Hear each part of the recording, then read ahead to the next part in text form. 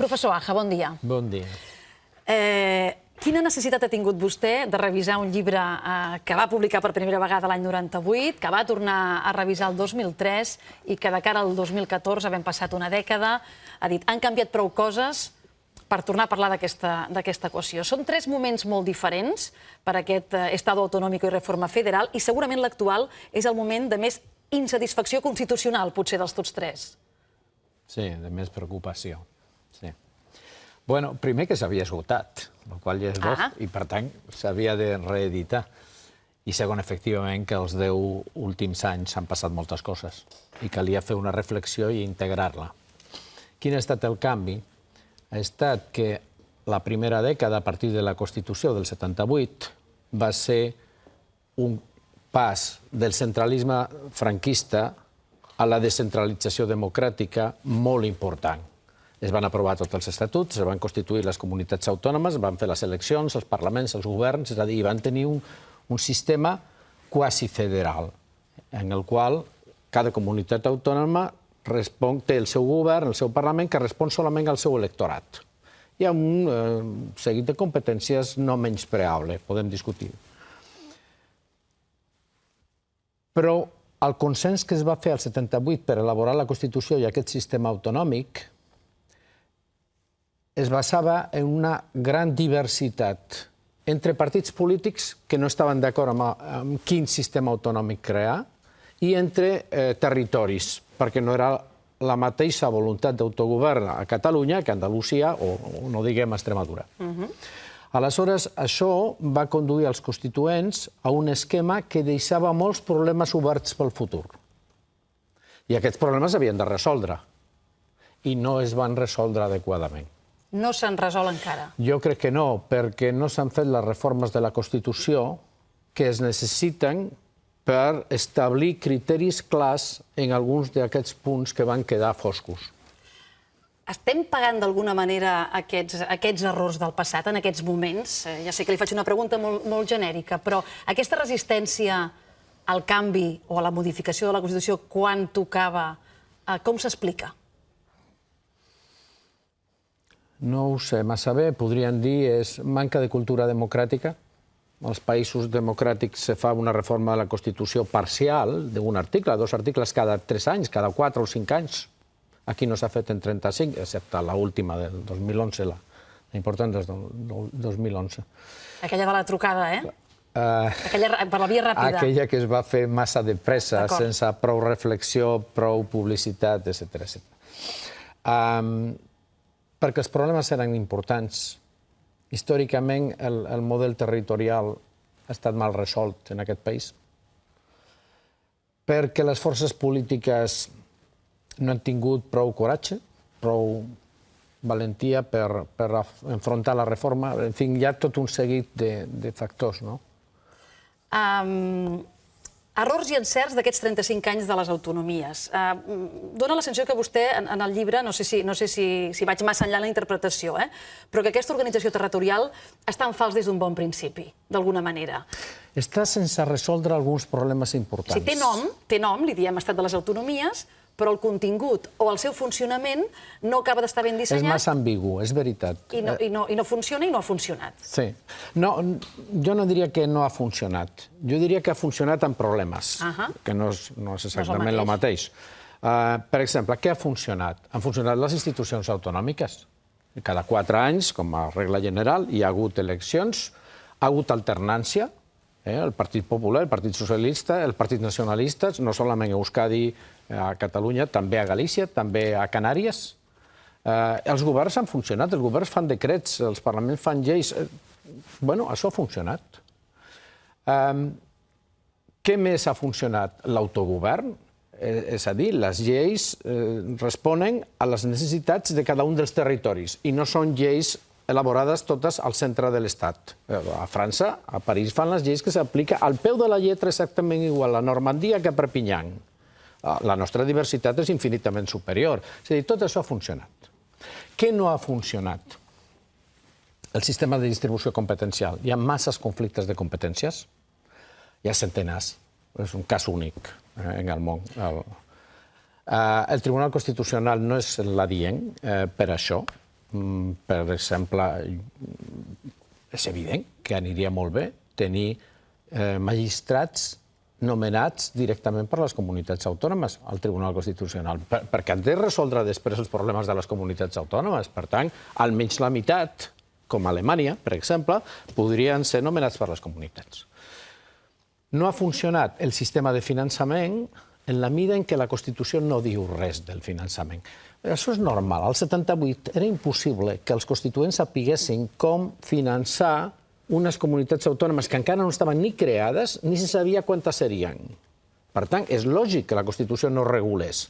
Però, una vegada creades les 17 comunitats, el 83, que s'aproven tots els estatuts, s'hauria d'haver introduït a la Constitució algun criteri bàsic. Per tant, aquí hi ha una deixadesa no dels constituents, sinó de tot el que ha vingut després. Efectivament, aquesta és la meva interpretació. Que el Tribunal Constitucional no acaba de rutllar i que segurament és la prova del cotó que aquest conflicte competencial va més enllà dels litigis normals entre governs, és que efectivament estem encallats al Tribunal Constitucional amb una quantitat de recursos i contrarecursos, i ahir mateix teníem el tema de l'euro per recepta i el tema de les taxes judicials. Cada dia hi ha una sentència important, diguem. Amb l'agreujant, que a més moltes van amb moltíssim retard, i això complica el funcionament de qualsevol societat. Enormement. Fins 8 anys, 10 anys de retard. És una barbaritat. Aquest llibre té una tesi, professor Aja. Vostè proposa la transformació del sistema autonòmic en federal també com a estratègia per abordar els problemes actuals. Sí, però no fent un mite tampoc de l'estat federal. És a dir, nosaltres tenim un sistema que podem, per posar-nos d'acord, jo no en discuteixo pels noms, podríem dir quasi federal. Així es diu al món. Té un seguit d'autors importants, americans, etc., que quan estudien a Espanya li diuen el quasi federalisme espanyol. És a dir, el nom no fa la cosa, en aquest cas. No, efectivament. Va haver por del nom. Al 78 la federació feia por, però avui això no té massa sentit. És federal, Estats Units, Alemanya, Suïssa, Canadà, Sud-àfrica, és a dir, enorme quantitat d'estats són federals, perquè la federació és un sistema de govern molt bo. Es diu, definint-lo de pressa, que és un sistema de poder repartit i compartit. El poder està distribuït entre l'estat central o federació i els estats membres o federats o comunitats autònomes o Länder en Alemanya, etc., el nom secundari. I, per una altra part, és un sistema de poder compartit, i això tampoc no ha funcionat bé. Perquè vol dir que els estats federats o comunitats autònomes han de participar en les decisions generals. Per exemple, a través d'un Senat federal, que és una fórmula clàssica, però hi ha d'altres, la conferència de presidents, etc. Què significa? Que els grans problemes no poden ser resolts solament per l'Estat ni tampoc per les comunitats autònomes. Que els grans problemes s'han de resoldre conjuntament. Això és una política que ve del New Deal americà. Fa 40 anys, 50 anys o més que ja en Europa existeix el que s'anomena el federalisme cooperatiu, és a dir, la participació de totes les entitats en la resolució dels problemes que són comuns. Això no ha funcionat entre nosaltres. Aleshores, com que coneixem tècniques d'altres països federals per resoldre aquests problemes, apliquem-les. Per tant... I som a temps d'aplicar-les, professor Aja? I ara sí que ja el situo en el present, No sé quin dia som avui, 8 de maig, 2014. Més aviat és futurible. I som a temps? Jo no soc endiví. Tenint en compte on som? No ho sé. Jo dic que hi ha una via. Si es segueix, no es segueix, per quins vies es faci, per què modalitats es faci, se m'escapa absolutament. Clar, li dic perquè, clar, el dret comunitari, el dret constitucional, arriba fins on arriba, però hi ha un moment que s'ha de fer política. Evidentment. Evidentment. En aquest sentit, jo sóc un professor. L'únic que dic és, miri, el món funciona així, hi ha aquestes tècniques, hi ha aquestes solucions, què tal si apliquem alguna als nostres problemes? Perquè estan experimentades i han funcionat en altres països. Provem-ho. Però la decisió és dels polítics. I ahir jo no entenc. Vostè creu o contempla la possibilitat que la mobilització social i política i ciutadana a Catalunya a favor del dret a decidir i també a favor de la independència pugui acabar desbloquejant o pugui acabar servint per desbloquejar una reforma constitucional pendent? No ho sé. És possible, estaria bé, però no ho sé, sincerament. Si fos així, no trauria una certa credibilitat justament al projecte federal? És a dir, si aquest projecte federal, si arribés per una pressió o per una intenció d'evitar un mal major, segons el punt de vista d'algú que contempla el projecte independentista com un mal major, això no treu força i treu credibilitat a una proposta federal? No. El federalisme ha començat en cada país per raons i circumstàncies enormement diferents.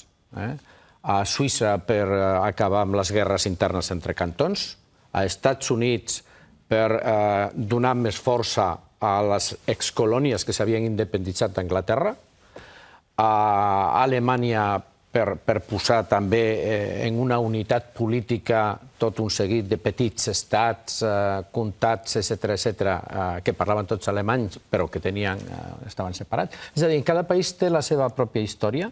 El federalisme no té receptes fixes en aquest sentit. Pot començar de moltes maneres diferents. El que cal és, diguem, la voluntat del govern compartit. Repartit i compartit, les dues coses. I aleshores, aquí, evidentment, respecte a Catalunya, respecte a la situació de la Constitució espanyola, hi ha una qüestió pendent, que és les dues, que és el repartiment de competències i també la forma compartida de governar. Per exemple, com abordar la qüestió nacional. És evident que es poden millorar moltes coses a la Constitució respecte al 78, que no cal tenir tantes pors, que es pot parlar de nació per Catalunya i per altres pobles d'Espanya i es pot parlar de nació per Espanya, perquè ningú no diu que cada nació necessita un estat. Millor dit, ho diu la teoria de les nacionalitats del segle XIX, però la major part dels estats que existeixen al món no són simples, no són homogenis, sinó complexes. I, per tant, aquest federalisme que vostè proposa, si no és un federalisme asimètric, és a dir, si no torna a caure en el que... Jo proposo que sigui asimètric. Vostè proposa que sigui asimètric perquè, si no, clarament no funcionaria? De fet, aquí ho tenim. Perquè les exigències són molt diferents i les tradicions dels diferents pobles d'Espanya són molt diferents. I, per tant, és lògic que correspongui també unes parcel·les de poder diferent. No té cap secret. En quins àmbits, en quines àrees? Per exemple, evidentment, a la llengua podria ser exclusiva en comptes de la situació actual, que és massa conflictiva i que no s'acaba de resoldre, quan al fons no està pas malament. Podria ser l'educació, on per moltes raons, ara no... És, de fet, en alguns àmbits com policia, ja, Mossos d'Esquadra, que solament ho tenen 3 comunitats autònomes, legislació penitenciària solament el té Catalunya, però se podien incorporar d'altres. Principalment jo pensaria en el règim local, interiorització del règim local, i algun altre sector, per exemple, la justícia. Per exemple, justícia. Hi ha comunitats, la justícia està descentralitzada en 12 comunitats autònomes. Hi ha comunitats que no ho volen, fins i tot alguna ho vol tornar. Bueno, doncs molt bé, que no ho tinguin. Però a Catalunya hi ha molt interès de tenir la competència en matèria de justícia, fins i tot fer-la més forta. Quin problema hi ha? És una qüestió d'organitzar-ho bé i no passa res. Aprofitant que tenim un catedràtic de dret constitucional com el professor Aja, deixi'm fer-li un parell o tres de preguntes que sempre fem quan s'asseu algú aquí com vostè. En la Constitució actual, que vostè coneix de sobres, hi cap la possibilitat de poder consultar a la població de Catalunya sobre el seu futur polític, sense tocar res? Sense tocar res, segurament s'hauria de tocar la llei de referèndum. Però, deixi'm dir-li una cosa, jo soc membre del Consell de Garanties Estatutàries. Sí, ho sé, de fet em va ser president fins al 2013. Gràcies. I, per tant, és possible que ens arribi la llei de consultes i, per tant, permeti'm que no em pronunciï sobre aquesta qüestió. És a dir, que la pregunta que tenia prevista sobre la llei de consultes... Sisplau. Aquesta no li puc fer. Vostè ho entendrà. Perfectament, perfectament. Justament li volia preguntar per si aquesta llei creu que... Però clar, vostè l'ha d'examinar, aquesta llei. Segurament, és possible. I, per tant, hem de respectar les institucions. Les institucions tenen la seva dinàmica. Jo aquí estic com a professor i, en canvi, aquest tema se m'escapa. Sí que em podrà dir, professor, quan li parlem a la gent o als polítics ens diuen que potser hi haurà unes eleccions plebiscitàries, de què els estem parlant? Què són unes eleccions plebiscitàries? Quines dificultats o no d'interpretació poden tenir? Bé, és un concepte de la ciència política. Ho dic per agafar el seu vessant de professor. Ja, però no és un concepte jurídic, sinó de ciència política. Implica, òbviament, que les alternatives que representen normalment els partits polítics i els seus programes, en aquest cas, estan superades per algun altre objectiu compartit per diferents forces polítiques.